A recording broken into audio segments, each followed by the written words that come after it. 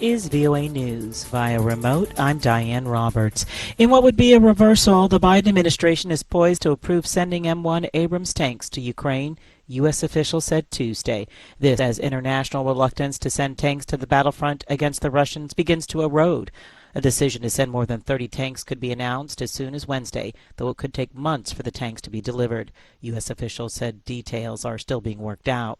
After weeks of hesitation that saw growing impatience among Germany's allies, Chancellor Olaf Scholz announced his government will approve supplying German-made battle tanks to Ukraine, clearing the way for Europe to send battle tanks there. Here's VOA's Tommy McNeil. The long-awaited decision came after U.S. officials said a preliminary agreement had been struck for the United States to send M1 Abrams tanks to help Kyiv push back Russian forces entrenched in the east, almost a year since the start of the war.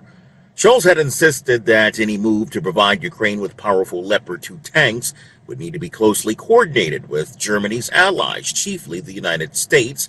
By getting Washington to commit some of its own tanks, Berlin hopes to spread the risk of any backlash from Russia. Tommy McNeil, VOA News, Washington. As Russia has struggled to hold territory in Ukraine, the White House says the Kremlin is increasingly relying on the Wagner Group to recruit thousands of prisoners for war front lines. Here's VOA's Igor Tikasnaika. John Kirby is the U.S. National Security Council spokesperson. The casualty rates for convicts is extraordinarily high. As a matter of fact, what we think is that 90% of their casualties are convicts. Moscow disputes foreign tallies of war dead, but it's clear Russia's convicts are dying at high rates. Ukrainian officials estimate that some 77% of the 38,000 Russian prisoners brought to fight in Ukraine have been killed, wounded, or captured or have gone missing. This is VOA News. As Californians deal with two mass shootings just days apart, U.S. President Joe Biden is supporting gun control measures introduced by a senator in the U.S. state of California to renew the 1994 assault weapons ban. White House Bureau Chief Patsy Widakuswara reports the legal landscape for more gun control in the U.S. looks bleak. 2 days after a gunman killed at least 11 people in Monterey Park as the city's Asian American community was celebrating Lunar New Year, shootings in two locations at Half Moon Bay, also in the state of California. At least 7 people died. California Governor Gavin Newsom. We got serious about these things and led the nation on assault weapons bans, large capacity magazine clips, background checks on ammunition, waiting periods, and red flag laws, saving lives. But the federal government hasn't done it. California is one of 10 states that prohibit the sale or possession of military-style assault weapons. California Democratic Senator Dianne Feinstein is introducing a bill to reinstate a federal ban on assault weapons and high-capacity magazines and raise the minimum age to purchase such weapons to 21.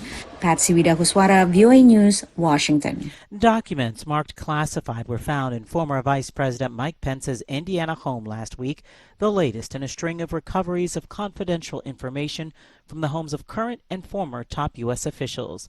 AP correspondent Julie Walker reports. The documents with classified markings make up about 4 boxes, according to his lawyer, and were inadvertently transported to the former vice president's personal home at the end of the last administration. His lawyer says that Mike Pence had been unaware of the existence of sensitive or classified documents at his personal residence until a search last week and stands ready and willing to cooperate fully with the National Archives and any appropriate inquiry. The revelation comes as the DOJ was already investigating the discovery of classified documents in President Biden's home in Delaware and his former Washington office, as well as former President Trump's Florida estate. I'm Julie Walker. At least 8 African migrants died and 92 others were rescued after their boat capsized Tuesday as they tried to cross the Mediterranean to Italy, the Libyan Red Crescent told Reuters. Eyewitnesses on the boat said it was overcrowded when it sank. The Libyan Red Crescent members have been handling the ongoing search and rescue operations. Tuesday was another day of fury in Peru's capital as thousands of protesters took to downtown Lima and were almost immediately met with volleys of tear gas amid clashes with security forces there. More than 50 people have died. Via remote, I'm Diane Roberts, VOA News. Please subscribe, like, or comment. Thank you.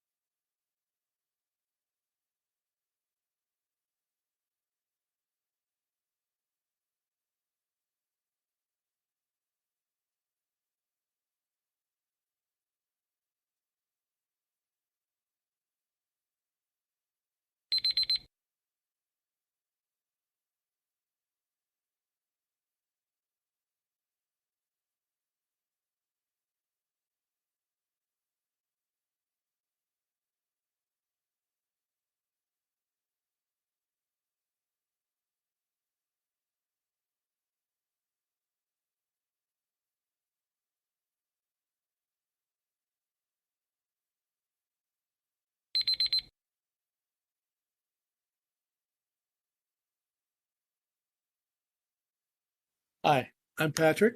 I'm an American. I grew up in the US. I am a professional English language educator with extensive experience in teaching English especially English for academic purposes, test preparation, and general English to university students and adults